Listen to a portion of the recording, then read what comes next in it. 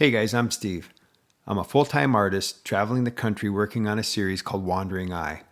For the past year, I've been living full-time in my RV and running my fine art photography business out of 83 square feet.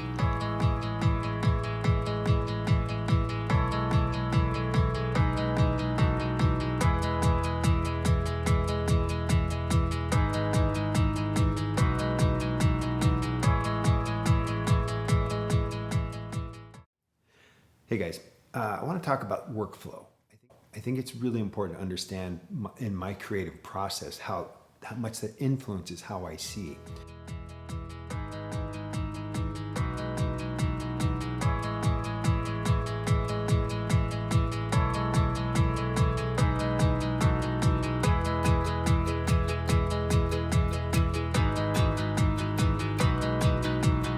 To photograph the way I do, I don't do snapshots. It's a whole process. When I'm looking at a scene, I'm not just thinking about what I'm witnessing. I'm thinking about how I'm feeling. When I go out and I'm out shooting and I see something, the inspiration catches me. There's something in front of me that intrigues me and I want to photograph it. There's a process, a series of steps that click in almost unconsciously. It starts with that inspiration, that moment. How do I connect to it emotionally? I find that space inside myself. Like I ask myself, what is it about what I'm witnessing that makes me have a feeling? And what is that feeling? And as I begin to process through that, I start thinking about all the creative steps in my workflow. When I see something, that's just the first of a series of very important processes I go through as I'm creating. It starts with inspiration. And then the idea of composition, framing, color balance, structure, subject matter, all those parts of it flow into that workflow, that creative process. But it's more than that. It actually is about this, about how I print, how I frame, how I display my work.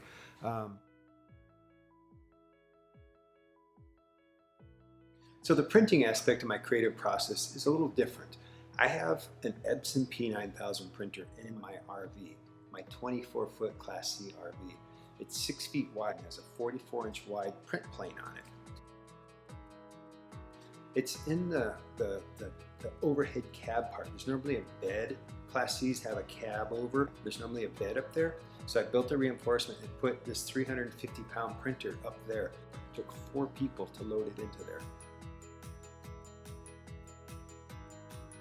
It's a beast, but it gives me the ability to print museum work, museum archival quality work on the road from wherever I am.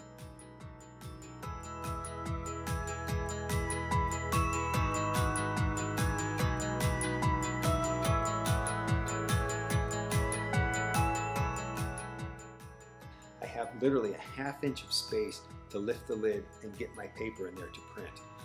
It fits, it's tight.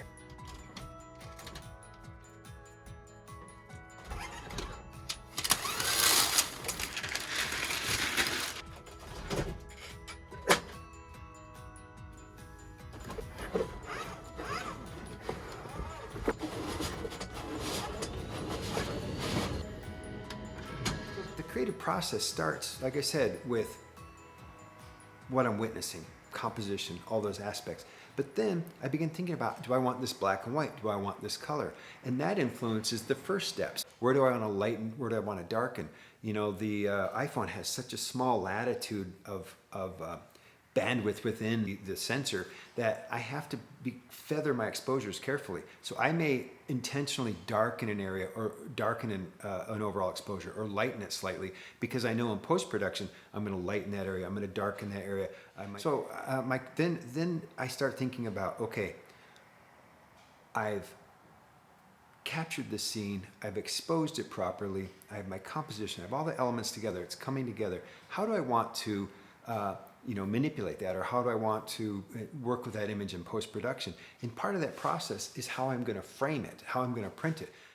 Because when you see something, your eye interprets it one way. When you point your camera at it, all that software that has been written to interpret that light sees it another way. When you bring it on your display, the color balance or color correction of your display changes that. When you go to print it, So you see the migration, you go from eye to camera to display to printer, and it can change slightly. And so the better you know your workflow in that process, the easier it is to be witnessing a scene and think about how do I want to properly take that for the final dance, the final orchestra. How do I want it to be completed? What it means though is when I'm printing, all aspects of my living experience revolve around that. My bed has to go down, I put boards on it, it becomes a work surface. I have to move things around to get everything where it needs to go.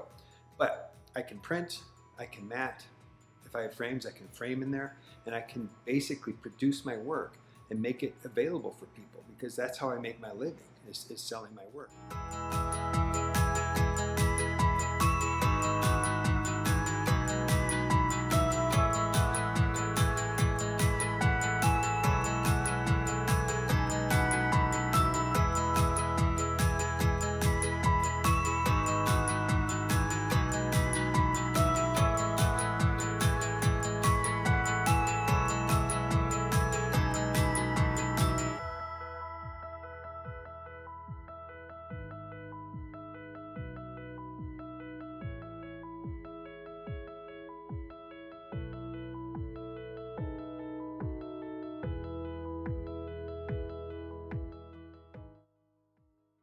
I have to start thinking about frame choices. I don't want a frame that's going to overshadow the image. Or when somebody sees it, I would rather them go, oh my God, look at that picture and I love the frame, than like, look at that frame and not talk about the picture.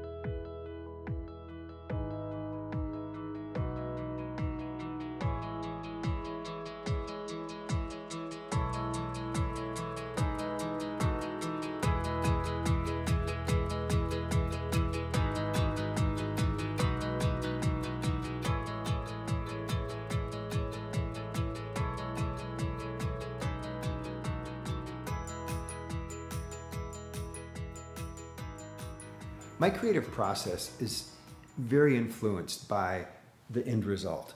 When I'm looking at a scene, the workflow is present in my creative journey the whole time. I'm thinking about all these different steps that come into play. It's crucial to be thinking about how you want to share your work. I believe that photography is a visual language, and it's a very symbolic language. And so by knowing, by having a good handle on what that symbolism means, it makes it possible for me to make decisions about what I include or I don't include. It makes it possible to make decisions about how I want to expose that picture. It makes it possible to determine what kind of post-production I do. What do I want it to feel like? what kind of post-production I do and what I want it to feel like. All these things come into play in my creative process.